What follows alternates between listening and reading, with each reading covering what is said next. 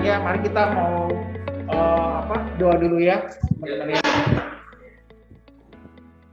Allah Bapa di surga, kami mengucapkan puji syukur dan terima kasih Tuhan karena kasih setiamu dan anugerahmu semata Tuhan, kami dapat berada di tempat ini Tuhan secara onsite, walaupun pandemi masih belum juga berakhir Tuhan, tetapi kami sudah merasakan kasih karunia dan anugerahmu semata Tuhan, bahwa pandemi ini akan segera berakhir Bapak. Kami mengucapkan puji syukur dan terima kasih kepada teman-teman kami juga yang sudah berkumpul di tempat ini oleh karena Engkau Tuhan, dan sebentar kami akan belajar daripada sharing firman Tuhan, kiranya Engkau yang akan memberikan hikmat dan pengetahuan dan setiap kata-kata, setiap kalimat demi kalimat Tuhan yang daripada Engkau saja Tuhan. Kiranya Tuhan juga menjaga kami hamba-Mu Tuhan dalam setiap apapun yang kami katakan dan apapun yang kami sharingkan, semuanya adalah hanya daripada Engkau dan bukan karena kegagahan ataupun karena kehebatan kami, tetapi adalah kasih karunia dan anugerah-Mu semata Bapa.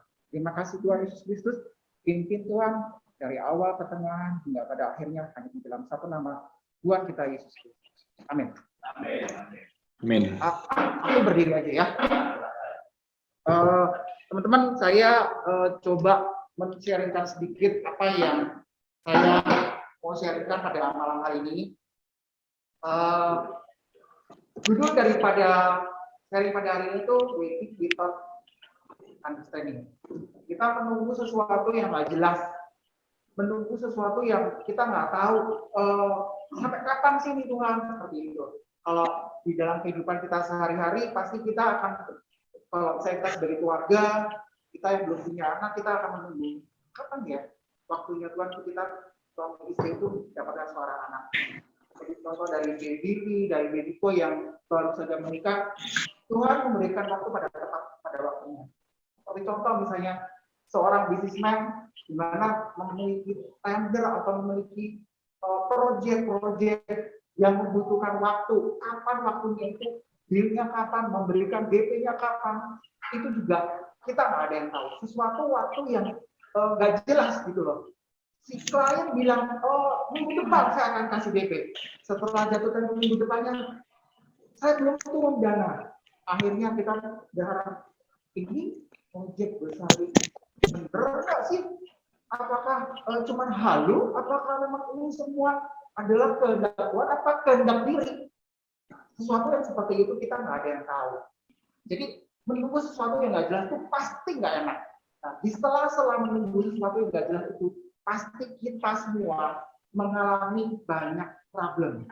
Pasti kita semua mengalami banyak kesalahan maupun dosa-dosa yang kita bisa lakukan. Ada satu tokoh Alkitab, kalau saya ingat, Abraham yang menunggu untuk kelahiran sang putra, ya. Terus kemudian pada saat dikasih anaknya, malah Abraham disuruh untuk mempersembahkan, untuk dibakar seperti itu. Itu kan sesuatu yang padahal udah nunggu bertahun-tahun anak itu, tapi udah dapat disuruh bakar. Terus atau contoh lagi Yusuf dijanjikan sama Tuhan terus menjadi pemimpin bagi saudara-saudaranya, menjadi pemimpin di bangsanya. Tapi ada jeda-jedanya, ada step by step-nya yang nggak langsung, Yusuf, kamu besok jadi pemimpin ya, tanggal sekian, bulan sekian, enggak. Tapi Tuhan memberikan satu step by step-nya menjadi waktu itu gini. Kalau saya boleh jadi, saya contekan dulu ya.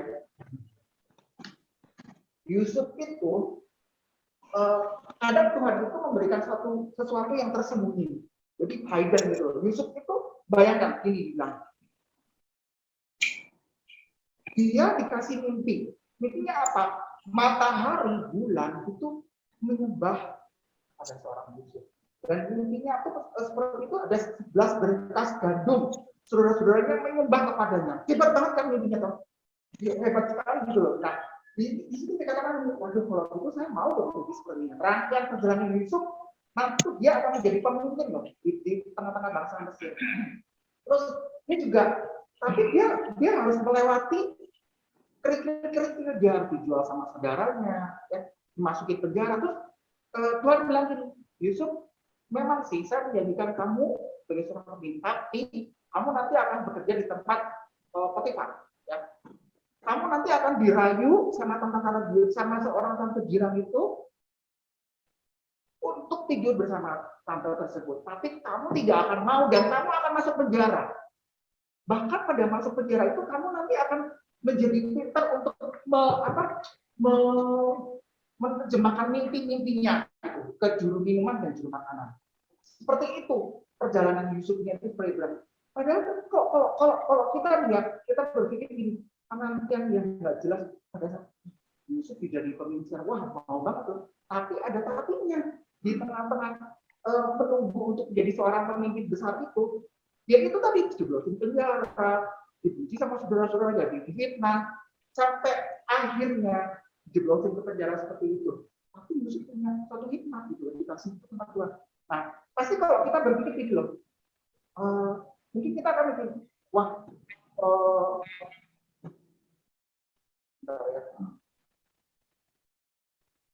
berapa lama lagi ya untuk Yusuf jadi seorang pemimpin? Pasti begitu. Waduh, saya juga berpikir. Ada satu kisah bangsa Israel di sini dikatakan di Ulangan 8. Kita mau baca sebentar ya. Saya sudah pernah mensiarkan kalau Oreno dan juga Jadi mungkin sudah pernah dengar. Saya mau bacakan satu demi satu ayat ya. Bangsa Israel itu kok bisa menunggu sampai 40 tahun, bisa sampai berputar-putar di tengah-tengah bangsa Israel menuju ke tanah Kanaan. Padahal kok dipikir-pikir, Israel ke Kanaan tuh kalau dilihat dari peta ya, paling cuma 2 hari. Tapi dia bisa sampai menunggu 40 tahun seperti itu. Nah, kok bisa namanya seperti itu? Nah, kita melakukan apa? Seperti kita bahas di sana. Ada satu ayat gini ya, Ulangan 8. Saya bacakan. Segenap perintah yang kusampaikan kepadamu pada hari ini, haruslah kamu lakukan dengan setia, supaya kamu hidup dan bertambah banyak. Dan kamu memasuki serta menduduki negeri yang dijanjikan Tuhan dengan sumpah kepada nenek moyangmu. Yang kedua, ingatlah kepada seluruh perjalanan yang kau lakukan atas kehendak Tuhan Allahmu di padang gurun selama 40 tahun dengan maksud merendahkan hatimu dan mencobai engkau untuk mengetahui apa yang ada di hatimu, yakni apakah engkau berpegang pada perintahnya atau tidak. Terus saya meloncat ke ayat 19.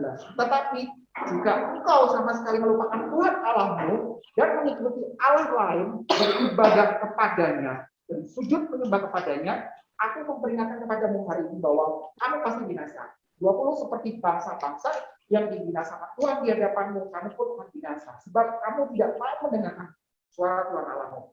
Yusuf kalau misalnya, saya lompat ke Yusuf dulu ya. Yusuf kalau misalnya dia langsung dikasih tahu, Yusuf kamu besok jadi pemimpin ya, bulan depan tanggal 13. Dia pasti kaget, dia nggak tahu pengalaman apa-apa gitu. Nah, mengalami perjalanan kerja itu adalah demi kebaikan Yusuf. Itu menambah iman Yusuf kepada Tuhan. Itu salah satunya. Nah, si bangsa Israel ini bisa 40 tahun itu sebenarnya tuh Tuhan tuh sebenarnya sudah mengatakan, kamu tuh udah kamu taat aja dan setia aja. Sampai dibilang gini loh di ayat 10 dibilang,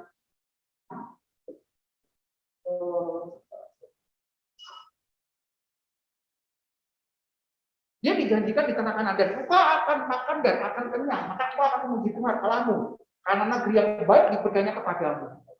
Nah, sebenarnya ya teman-teman ya, kita tuh kalau kita membahas kita Ulangan 8, mengapa bangsa Israel sampai menunggu sampai 40 tahun ke tanah Kanaan? Dia selama 40 tahun itu membiarkan bangsa Israel di padang gurun. Kemudian ayat ke-14 ya, dikatakan dengan sengaja Tuhan membiarkan waktu itu untuk melihat apakah mereka tuh berpegang perintahnya atau tidak. Nah, sebenarnya tujuannya itu kebaikan demi Yusuf juga.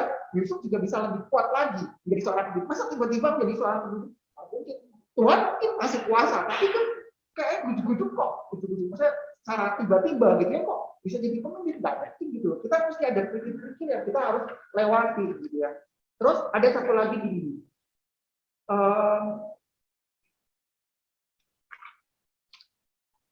Ada 3 yang ya jelas tuh. Saya menyebutkan 3 R. R itu adalah revisioning, refocusing, sama reconnecting. Yang saya sudah pernah bahas dan saya sudah pernah sampaikan di chapter GIS 10 ya waktu itu ya. Jadi gini nih, itu semua kan untuk membangun iman kita supaya kita selalu ingat akan Tuhan. Tapi ada satu hal ini, kita harus melakukan 3 R itu. Kalau saya boleh simpulkan ya, saya pernah ada beberapa kesaksian sharing, nanti akan sharing saya sharingkan pada saat saya menunggu sesuatu yang nggak pasti. Yang pertama tuh reconnecting. Segala sesuatu pasti connect-nya sama Tuhan. Apapun yang kita lakukan selalu connect sama Tuhan. Caranya gimana kita reconnecting? Seperti ini. Seperti kita mengikuti wadah-wadah full gospel, seperti kita mengikuti gereja, kegiatan ibadah, fellowship seperti itu. Kita apa connecting sama Tuhan. Kalau kita nggak connecting sama orang-orang yang maksudnya sejalan sepikir sama kita nggak akan mungkin kok pada saat kita menunggu pasti ngeluh ada ngeluh kayak bangsa Israel tuh ngeluh yang berputar-putar seperti itu gitu loh. Tapi kalau kita merekomendasi diri kita ke Tuhan, ke teman-teman kita, pasti kita cerita. Pada saat aku pernah cerita ke beberapa teman, aduh saya ada project tadi kok kayaknya nggak close deal ya. Tapi ternyata tuh nggak, yang proyek A nggak close deal, tapi malah Tuhan itu kasih proyek B, ini proyek A tuh udah di depan mata, udah mau ngasih DP, tapi nggak close deal, tapi malah dikasih proyek yang lebih gede dan cepat lagi close dealnya. Itu saya juga mau ceritain ya. Nah itu salah satunya seperti itu loh. Dengan kita baca Alkitab, kita doa, kita sebenarnya apa sih tujuan buku gospel? Sebenarnya nggak usah terlalu yang muluk-muluk lah. Kalau saya bilang begini ya, kita tujuan buku gospel, oke kita ngomong gitu ya. Pokoknya hal yang positif gitu loh. Kita santai, tapi kita membicarakan sesuatu yang bermanfaat, positif, ngomongin firman Tuhan boleh, ngomongin sesuatu sharing boleh seperti itu. Daripada kita sekarang ini pergi ke tempat-tempat yang kita nggak jelas. Itu sih yang saya bilang connecting seperti itu ya. Kemudian yang kedua, revisioning. Di sini gitu. Kita tuh melakukan revisi kehidupan. Pada saat misalnya gini, tujuan manusia hidup itu untuk apa sih? Untuk memuliakan Tuhan kan? Pada saat kita menunggu sesuatu yang nggak pasti kita akan berpikir, aduh, kayaknya gue nggak jawab doa nih. Kayaknya ini orang bermasalah deh. Pasti banyak analisa yang kita nggak ada. Kita cerita sama orang pasti punya opsinya. Lu salah kali seperti itu, lu nggak boleh harus begitu. Semua pasti akan seperti itu. Nah, kita merevisi bahwa oh dia, gue harus firm nih bahwa tujuan kita tuh memuliakan Tuhan. Kita merevisi terus. Gitu. Kita ingat kita fokus kepada Tuhan. Jadi kalau misalnya ya contoh di kitab Ayub ya, pada saat Ayub waktu itu Ayub kalau dipikir ya seorang yang baik, seorang yang berkenan kepada Tuhan, seorang yang nggak ada cacatnya lah gitu. Bayangin coba, kamu bisa nggak digambarkan apa kok cacatnya sekali? Nggak ada sama sekali. Tapi kok dia bisa mengalami berbagai percobaan, bisa mengalami ujian-ujian sampai anaknya mati, sampai binatang-binatang semua mati, sampai istrinya pun nggak mendukung Ayub, sampai teman-temannya saudara-saudara Ayub nyalahin Ayub. Yuk, Ayub, kamu tuh pasti sih dulu pasti ada dosa lo yang lu belum beresin. Si istri bilang, kamu sih ngapain nyembah Tuhanmu? Tuhan Allahmu nggak menolong kamu gitu loh, malah kamu dijerumusan tuh sampai sakit, selalu badan sampai semuanya habis seperti itu. Ayub bingung. Nah, di tengah-tengah kebingungan seperti itu, Ayub bingung. Apa dia ya, gue ada salah. Kalau misalnya kayak gini, mendingan gue mati aja deh. Ayub berpikir seperti itu. Tapi kalau misalnya Ayub berpikir untuk mati, lah dia mati mau kemana? Orang Tuhan tuh baru memberikan satu, ini loh ujian kamu seperti ini. Padahal kalau saya setiap pencobaan ujian itu kan dikatakan di ayat berapa saya lupa. Di situ pencobaan dan segala masalah itu tidak akan lebih kekuatan manusia. Dan saya percaya kalau Ayub itu pasti kuat di situ. Nah, dia merevisi, oh jangan, gue nggak boleh mati.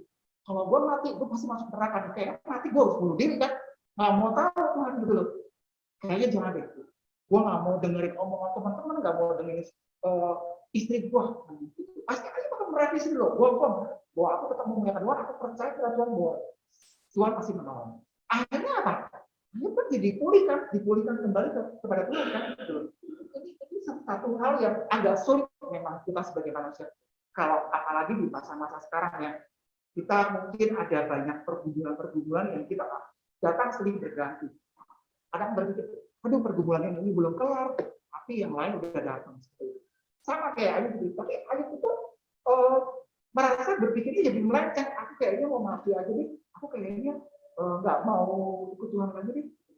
Tapi kan Ayub juga bilang lah, kalau saya mati, saya masuk mana?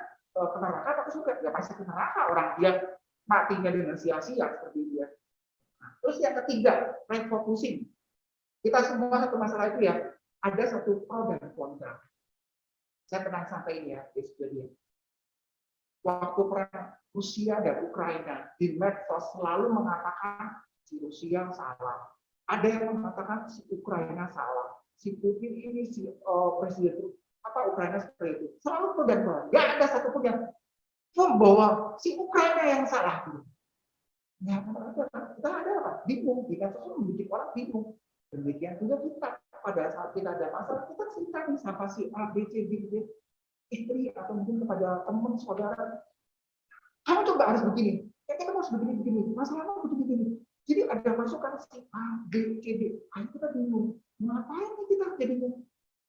Kalau misalnya kita mau fokus dan kita mau ingat kepada Tuhan, Sang Pencipta kita, nggak akan ada kebingungan. Saya pernah mengalami ini sih, jadi saya bisa cerita. Makanya pas banget gitu ya. Saya tuh berpikir kok saya tuh merasa nggak fokus gitu loh. Saya merasa nggak pernah bertanya kepada Tuhan, apa sih maunya saya tuh buat hidup Tuhan. Nah, saya mau cerita sedikit ya. Ini tadi saya mau kesaksian sedikit. 20 tahun yang lalu penantian saya adalah saya tuh ingin punya perusahaan besar.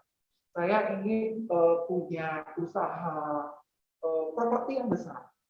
Impian saya seperti itu. Saya punya perusahaan besar, istri cantik, pokoknya ideal seorang yang benar-benar 20 tahun yang lalu itu saya ingin semuanya itu perfect. Akhirnya saya mendapatkan pekerjaan. Pekerjaan sudah kapan, terus tiba-tiba saya dipromosiin. Terus tibalah pada saat tahun 2007 itu adalah tahun di mana kesedihan dan juga kedukaan yang saya alami sendiri, baik saya secara pribadi maupun bersama keluarga baru saya. Di tahun 2007 itu awal saya menikah, ya. Tapi di tahun 2007 itu sekitar bulan Februari kan kebanjiran ya. Ada 2007 tanggal 2 Februari 2007 saya sampai masih ingat itu banjir besar.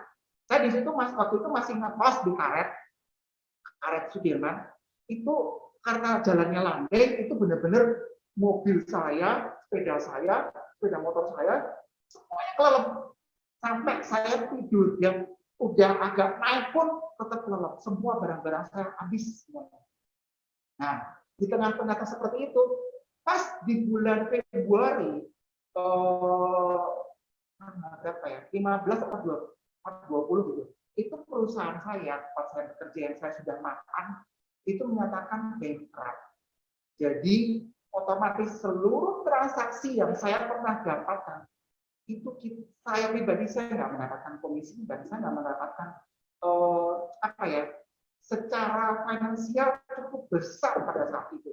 Padahal saya pikir 2007 bulan Juli itu saya harus menikah. Jadi saya butuh modal waktu itu. Bayangin ya teman-teman, saya kebanjiran, saya habis-habisan semuanya, plus perusahaan saya bankrupt dan saya harus kena PHK. Saya nggak ada pekerjaan pada saat itu.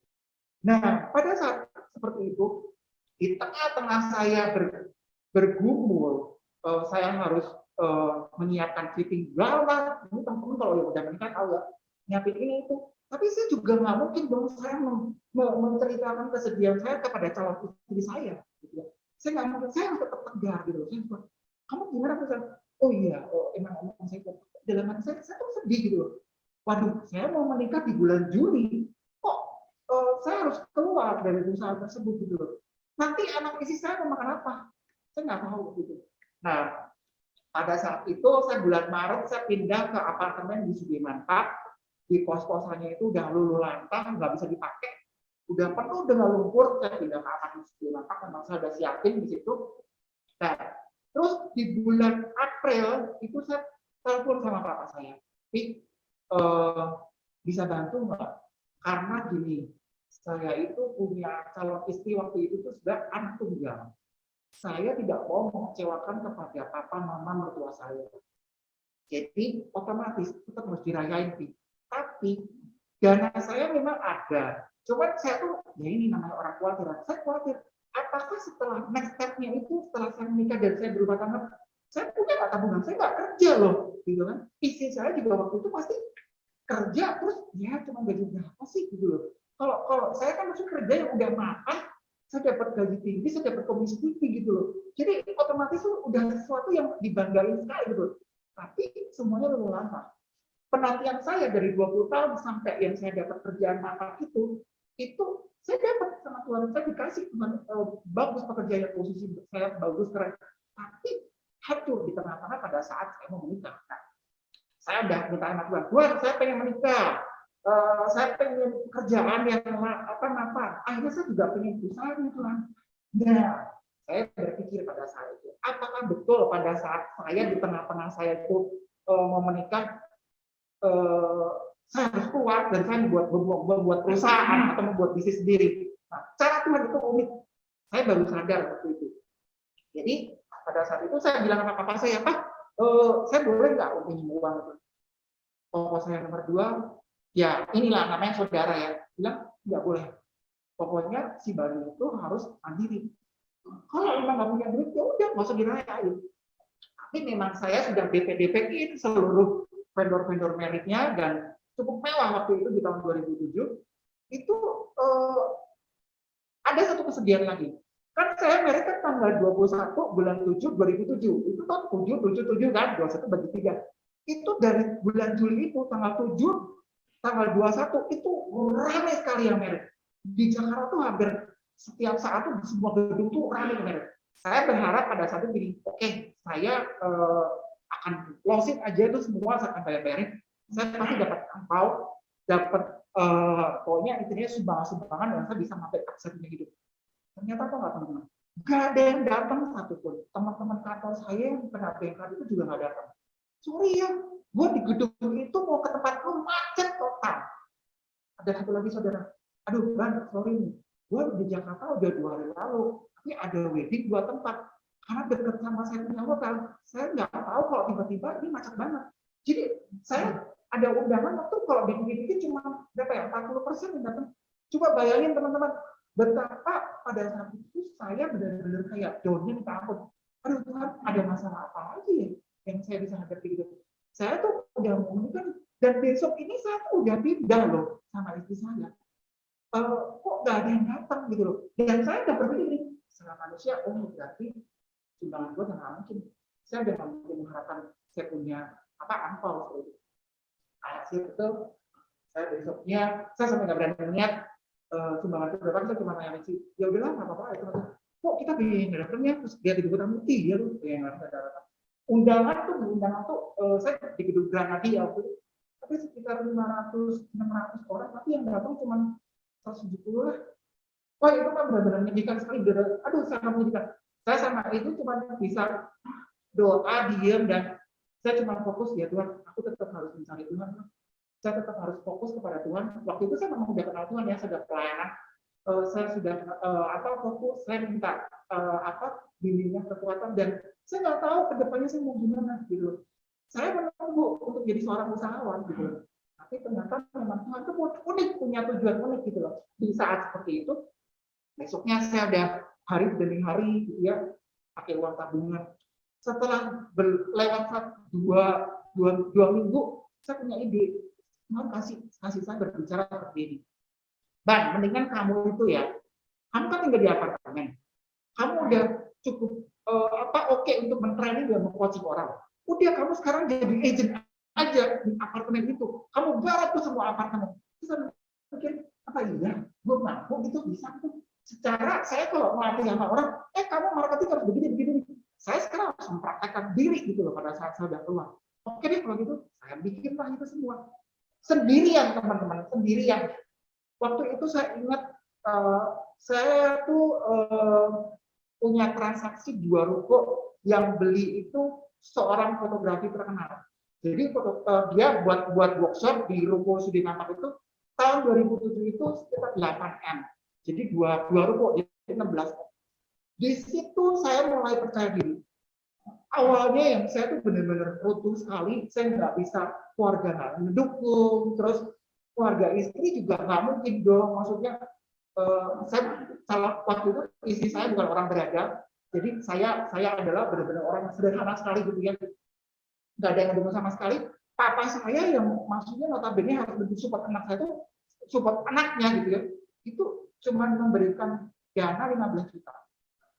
Jadi kalau dipikir semua benar-benar kalau saya hitung-hitung ya cuma dapat 30% apa yang saya udah keluarin. Jadi bukannya 100% tapi cuma dapat 30% dari uang angpau itu. Nah, di situ saya mendapatkan hikmah sama Tuhan. Akhirnya kalau saya bilang kok saya bisa ya transaksi sampai akhirnya itu ke notaris apa sih? Kok gue bisa sih gitu. Nah dari situ akhirnya saya mencoba untuk menggarap seluruh 2 tahun itu sampai pada suatu ketika anak saya lahir, terus tiba-tiba rame dong agent perkebunan saya, padahal saya sendiri loh, cuma seorang diri, saya nggak punya karyawan, saya nggak dibantu siapa-siapa, semua admin dan semua apapun saya kerjain sendiri. Tapi Tuhan itu begitu amat sangat baik. Nah di tengah-tengah seperti itu, saya diberi kelancaran, diberi banyak kerjaan, diberi klien-klien yang berpotensi yang cepat banget gitu loh, gitu. Komisi berjalan. Semua Tuhan gantikan dengan berlipat kali ganda. Itu ajaib banget yang saya bisa rasakan. Nah, saya cuma berpikir, oh ternyata waktu penampilan saya 20 tahun yang lalu itu, untuk saya menjadi seorang perusahaan itu,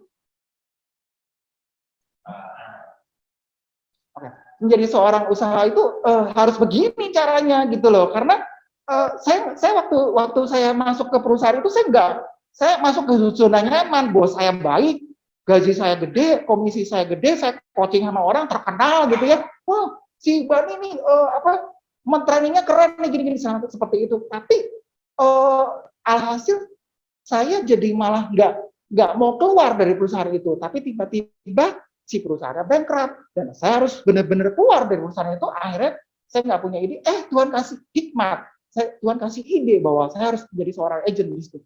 Itulah yang saya bagikan gitu ya. Terus ada satu lagi gini.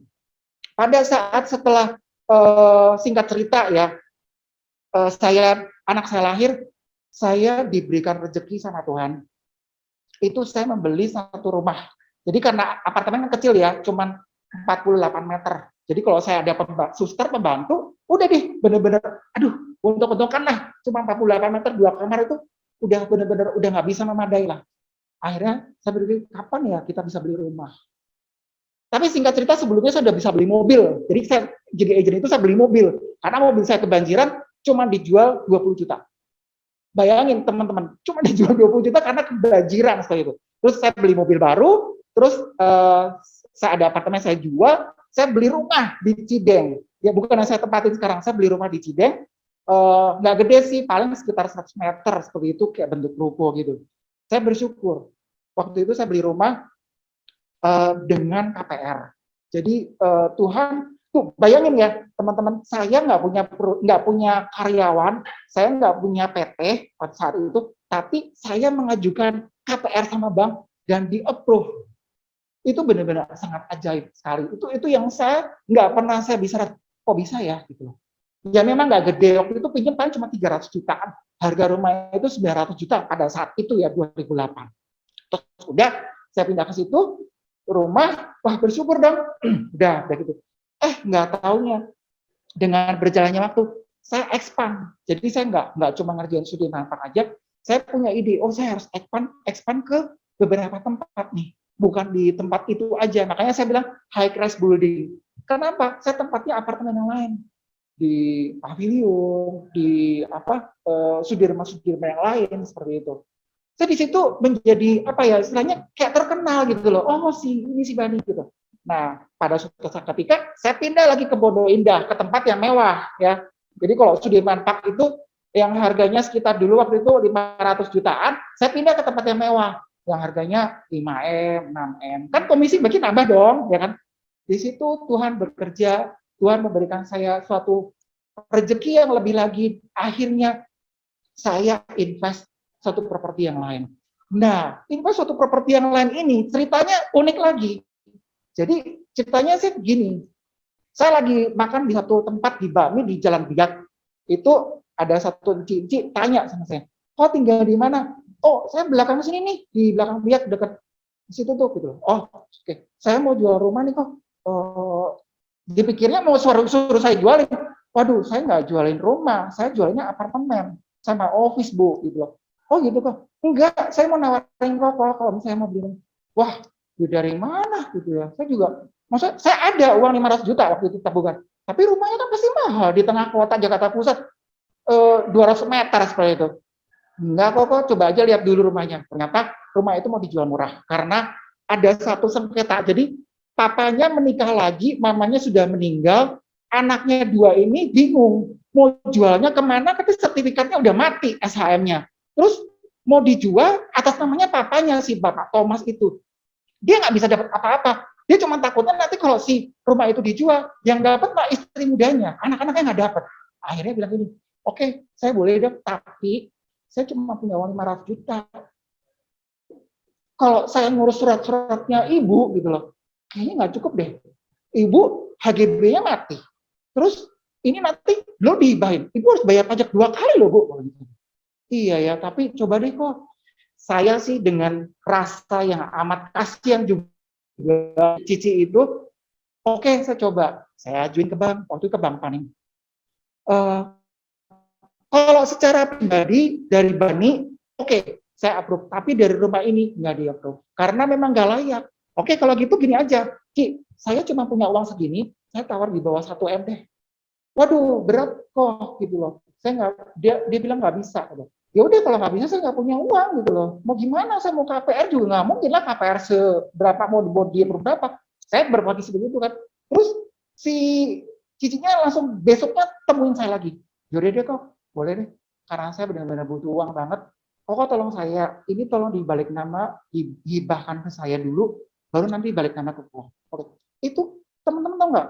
Bikin sertifikat yang dihibahkan itu butuh waktu 3-4 bulan. Kamu bayangin, cuma punya uang 500 juta buat ngurus-ngurus itu, udah habis 425. Belum buat ngasih uang si Cici sama kokonya itu berdua, saya butuh uang. Karena buat sehari-hari. Oke, saya kasih 50 juta, 50 juta. Kamu bayangin, saya nggak dapat apa-apa. Sertifikat masih di notaris. Notarisnya si penjual. Terus uang saya udah hilang duluan gitu loh. Sertifikat nggak punya. Yang ada cuma selembar kertas, tanda terima doang. Bayangin aja teman-teman, terus si banknya nunggu. Dan gimana? Lo udah belum urusin? Udah belum selesai gitu. Nah, pada suatu ketika, nah ini saya bilang, menunggu sesuatu yang nggak ngerti gitu loh. Apa sih maunya? Gitu loh, apa maunya Tuhan? Pada saat-saat seperti itu saya bingung banget loh. Aduh Tuhan, saya nggak bicara sama, saya waktu itu pertama-tama saya nggak cerita sama istri saya bahwa DP 500 juta itu saya gunakan untuk itu ya. Saya cuma bilang, Tuhan, saya itu tujuannya juga nolong sih sama si ibu ini, Ibu Kristina. Tapi ini uang habis nih Tuhan. Saya harus gimana gitu loh. Kalau ini uang habis dan tiba-tiba itu sertifikat nggak bisa jadi, atau mungkin bisa aja si notarisnya kong kali ngomong sama si penjual itu, matilah gue gitu kan. Nah, tapi dari situ saya cuma berharap gini, kalau memang itu duit harus hilang, saya rela kok. Tapi Tuhan pasti gantiin. Dan ingat, saya selalu ingat Tuhan, semua kalau atas kehendakmu pasti semua akan terjadi. Tepat pada saat 3,5 bulan, notaris juga di Mangga 2 itu menyatakan bahwa sertifikat udah jadi, hibah udah jadi, saya ambil dengan amat sangat gembira, naik motor waktu itu saya. Saya masih naik motor tuh, karena saya pikir-pikir, oh lah, jadi seorang agent mah harus cepet giat, gesit, harus naik motor cepet-cepet gitu. Naik motor saya ambil, wah dengan sukacita sampai saya tuh pikir, aduh Tuhan, akhirnya ya saya dapetin rumah lagi nih dengan sertifikat ini. Saya kasih ke bank. Terus si bank bilang nih, kamu dapat appraisal di properti itu 2,25 M. Bapak mau pinjam berapa? 90%-nya boleh, 80% boleh. Karena kolateralnya, statusnya saya pada saat pinjam bank itu selalu bagus. Waduh, saya pikir gini, kalau saya beli 950 juta, terus saya mau pinjam 1,8, itu bisa loh. Jadi saya dapat cashback, saya ambil tuh uangnya, terus saya dapat rumah. Bayangin teman-teman, saya cuma pikir gini, rumah ini mau jadiin apa? Saya kan udah punya tempat tinggal gitu ya. Terus saya bicara sama istri, udahlah bikin kos-kosan. Nah, sesuatu yang saya nggak pernah bayangin, saya kos di karet yang kebanjiran itu, saya cuma mikir gini, kapan ya gue punya kos-kosannya? Saya cuma berpikir seperti itu. Tiba-tiba Tuhan kasih. Ini sesuatu yang menunggu yang nggak jelas. Saya nggak ngerti maunya Tuhan apa, dan saya harus bagaimana gitu.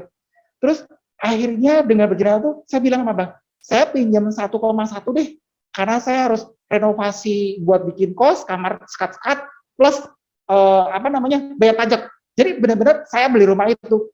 tanpa modal, tanpa apapun, uang sedikit pun saya keluarin. 500 jutanya balik lagi ke saya. Teman-teman, saya cuma berpikir gini loh. Kalau dari awal pada saat saya kebanjiran itu, yang saya berpikir bahwa saya nggak nothing, saya nggak punya apa-apa. Tapi Tuhan itu berikan saya ada lagi, ada lagi, ada lagi. Seperti itu. Nah, itu sesuatu yang benar-benar ajaib sekali, Mas. Sampai suatu ketika kos yang ditempatin Pak Arman sekarang ini adalah buktinya itu. Saya punya renovasi itu berdisekat-sekat, dan pada saat saya KPR sama bank pun, cicilan tiap bulan bank itu adalah dari uang kosnya, bukan dari uang yang saya ambil tabungan saya. No. Jadi saya dapat rumah, saya dapat cashback lagi kan. Jadi tiap bulan itu saya dapat 15 jutaan, cicilannya itu kalau nggak salah sekitar 12 jutaan deh. Jadi kan saya dapat 3 juta tiap bulan, dapat rumah, aku benar-benar kayaknya tuh kayak hadiah banget gitu buat saya. Itu bersyukur banget. Nah, di tengah-tengah seperti itu, anak saya yang kedua lahir. Pas anak yang kedua lahir, kalau orang tua zaman dulu ngomong gini, anak itu pasti ada rezekinya. Nggak tahu, Niko sama Billy pasti merasa seperti itu, teman-teman yang lain di sini juga yang udah mendekat gitu. Anak itu pasti ada juga. Saat seperti itu ya, anak kedua saya lahir, istri saya tuh ngomong gini, gua tuh pengen loh rumah di klaster. Kalau sekarang rumah kan di perumahan umum, tapi kalau gue pengen tuh punya rumah di klaster. Aduh, mimpi aja kali itu mah rumah mahal dong gitu loh. Iya, di Jakarta nggak ada, adanya di BSD gitu. Tapi ada kok di Puri. Nah, pada saat saya di Taman Anggrek jalan kaki, ditawarin tuh brosur perumahan Puri Mansion. Nah, akhirnya lah jadi pengen survei ke sana pas segala macam. Dan itu juga cara yang ajaib. Bener-bener nggak tahu gimana. Saya dapat uang dari komisi, saya kumpulin, saya buat DPI itu rumah, terus akhirnya rumah itu di KPR lagi kan, terus dapat lagi KPR disetujui. Akhirnya mimpi-mimpi itu semuanya jadi nyata. Nah, saya cerita kayak gini bukan berarti, waduh si Badik ada rumah banyak, enggak. Tapi intinya adalah Tuhan sudah membentuk saya, Tuhan sudah menjanjikan apa yang saya mau, tapi ada sesuatu kerikil-kerikil yang saya harus lalui itu. Di saat seperti itu coba bayangin aja, kalau saya dikasih hikmat dan saya diem dan saya nggak melihat dan fokus kepada Tuhan, saya nggak akan mau ngelakuin apa yang Tuhan ngomong. Kamu tuh mesti itu tuh bergerak di bawah itu pada nungguin lu gitu loh. Agent tuh nggak ada, lu harus kerjain itu. Tiba-tiba ada yang seperti itu kerjain. Jadi saya benar-benar bersyukur, ini semua adalah anugerah kasih karunia Tuhan yang nggak pernah saya pikirin gitu ya, sampai dengan saat ini saya juga maksudnya di tengah-tengah pandemi saya juga masih bisa eksis, saya masih bisa tetap berdiri gitu ya, walaupun ada jatuh bangun, tapi Tuhan tetap baik. Nah, inilah maksud saya gini loh, kita menanti sesuatu jawaban, sesuatu yang nggak pasti itu sebenarnya nggak enak. Kita dijemput sama orang, kapan sih mau dijemput, jam berapa, itu juga nggak enak. Apalagi dengan sesuatu yang kayak gini yang antara hidup dan mati gitu loh, kita nggak tahu gitu loh. Ini teman-teman aku benar-benar kejadian ini aku alamin sekali gitu loh. Sampai pada suatu ketika ada lagi rumah yang lain gitu, tapi saya nggak usah cerita ya. Tapi intinya seperti itulah. Gitu. Jadi kita kalau dikasih kepercayaan sama Tuhan, nih Ban, kamu udah bisa memberikan satu keputusan yang baik, permasalahan yang kecil, kamu udah bisa solve the problem itu. Tuhan akan kasih lagi yang lain, kasih yang lagi. Seperti itu. Jadi yang intinya tadi itu 3R itu penting banget ya. Apa teman-teman? Reconnecting, refocusing, sama revisioning. Merevisi kita, tujuan hidup kita tuh apa? Kita tetap muliakan Tuhan. Refocusing, kita mau benar-benar fokus kepada Tuhan. Connectingnya itu dengan cara kita berdoa, baca Alkitab. Saya bukan berarti rohani, enggak teman-teman. Saya tuh juga terus terang imannya saat itu goyah. Saya benar-benar goyah. Kalau dengar cerita Yusuf gitu ya, dia juga pasti goyah loh sebenarnya. Aduh, bayangin aku dijanjiin seorang pemimpin besar, tapi kok nggak jadi sih gitu loh. Bertahun-tahun sampai aku dikasih pencobaan seperti ini gitu loh. Tapi kalau misalnya Tuhan ngasih, Yusuf, kamu besok jadi pemimpin besar gitu lah. Terus besoknya memang jadi pemimpin besar, Yusuf mau jadi pemimpin seperti apa? Kan nggak tahu gitu loh. Nah, saya seperti saya, Tuhan, saya pengen punya usaha sendiri Tuhan. Saya pengen manage semua sendiri. Tapi kalau saya nggak melewati seluruh ujian dan masalah itu sambil menunggu jawaban Tuhan, nggak akan bisa jadi saya gitu loh. Saya nggak akan bisa kuat, nggak bisa be strong in the Lord seperti itu. Itu yang saya bisa sharingkan pada malam hari ini ya teman-teman. Jadi penantian di tengah-tengah ketidakpastian itu pasti ada. Kita pasti semua mengalami hal seperti itu. Tender lah, bisnis seperti itu semua. Tapi ingat selalu 3 R itu yang saya selalu saya terapin. Ya, memang simple thing ya, cuma 3 R itu ya, refocusing, reconditioning, sama reconnecting. Tapi itu it works loh. Itu benar-benar bekerja sekali gitu loh. Karena kalau kita nggak melibatkan 3 itu, nggak mungkin bisa.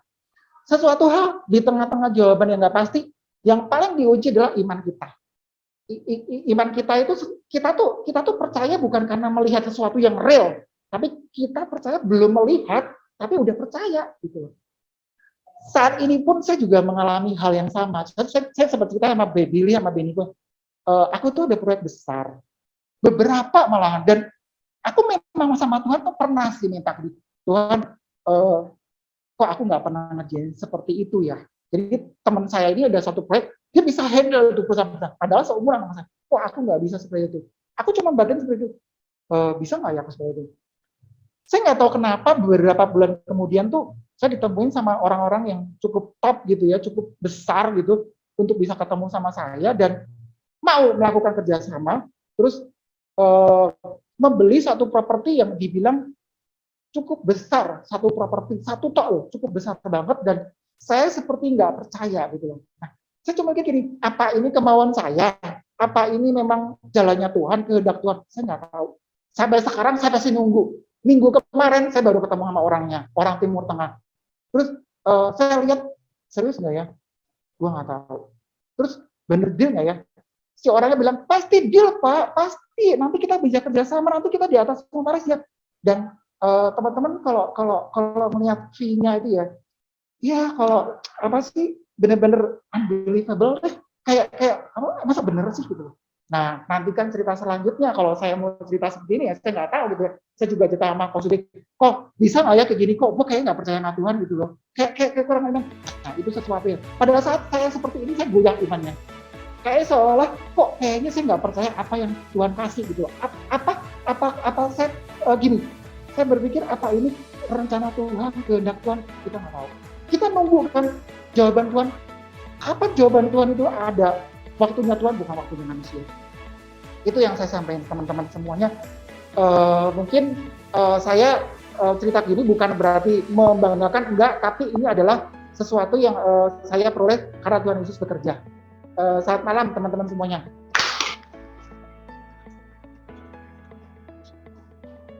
Thank you.